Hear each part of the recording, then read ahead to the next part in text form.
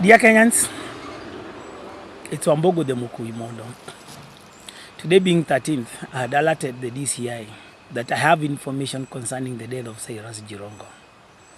I've been waiting, but nobody turned up, nobody has called me, nobody has summoned me. And because this information I wanted to give it to the law enforcement officers, they didn't come, I'll release it to the public. Like I keep on saying, is that for many years, I've worked with NIS on celestial intelligence. Celestial intelligence has always been there. Even intelligence systems in the world, they always rely on extraterrestrial knowledge to solve so many things. I have been saying, and I continue stating, that there's nothing we shall not reveal that happens to this country. I've always been hurt when our young children went to picket and they were murdered in cold blood by people who don't fear blood. The era of political assassinations has to end. And since the politicians and the church don't want to fight and end it, the YSF, the Mount Kenya Prayer Warriors, is going to end it. Like I said, as a servant of the Almighty Jehovah and a confidant of Yeshua, God knows everything. And I've been saying he has already informed me and my team on how Jirongo was killed. And I'm not doing this out of malice. I'm doing this so that this nonsense of killing people for political expediency must come to an end. And this is the story of Cyrus Jirongo. Cyrus Jirongo was called to the hotel. Everybody knows who he was at the hotel. The third most seniorest man in government. His drink was spiked, and the chemical used was a methyl hallucinogen and a cocktail of sleeping pills. He became drowsy and confused. As he left his car, there were 3 other men, trained jihadists. And I've been talking about jihadists for long. Being highly drowsed and confused, they drove him all the way. And at Karai, Naivasha, Karai is a walking distance from where the petrol station is. They left him, and he drove on his way, half conscious and confused. There was communication between the people in Jirongo's car and that bus.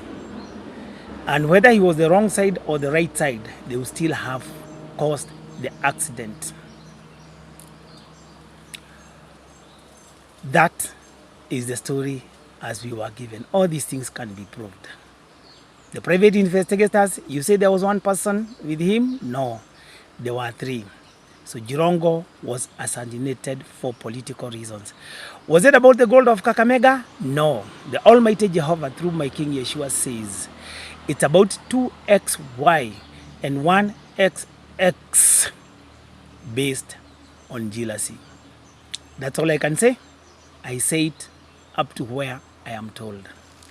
But I will add, I've been telling you and I've been telling this government, there is a higher authority than your authority, Ruto, in this nation.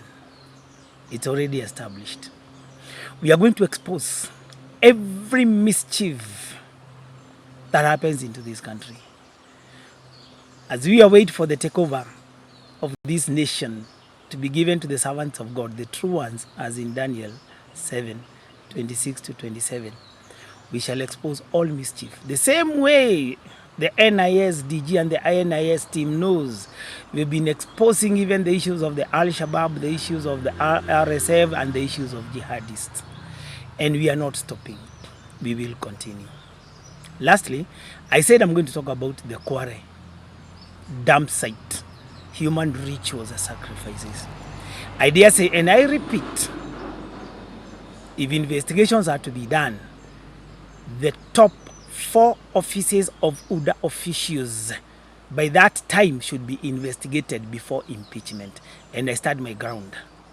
the 4 offices were behind the Kware human rituals. If you go down my timeline, we did a video during that time, and we indicated that, and we gave the information to NIS. If the government doesn't want to get information from us like it has been doing before, I will not stop revealing the deep secrets, because God reveals the deep secrets. This is his nest and his nation. And like I said, there is a kingdom established with a higher authority, and it's ready for takeover at God's appointed time. And when the takeover comes, we have details of all these things. From Roy, sewage rituals, to Juja, to Naivasha, to Yala River, to Hell's Gate, to Kware. We have all the information. And when the kingdom establishes, we shall revisit. For those behind the mischief, you are in power. Your regime is ending soon. And you will pay for each and every drop of the innocent people you have shed from 2007 to date. Enjoy as it lasts. This is Pambogo, the Mukui Mondo, a servant of the omnipotent, omnipresent, and omniscient Jehovah, and a close confidant of Yeshua HaMashiach, and a knight in the order of Melchizedek. In his kingdom I serve, the ways to the kingdom I make clear.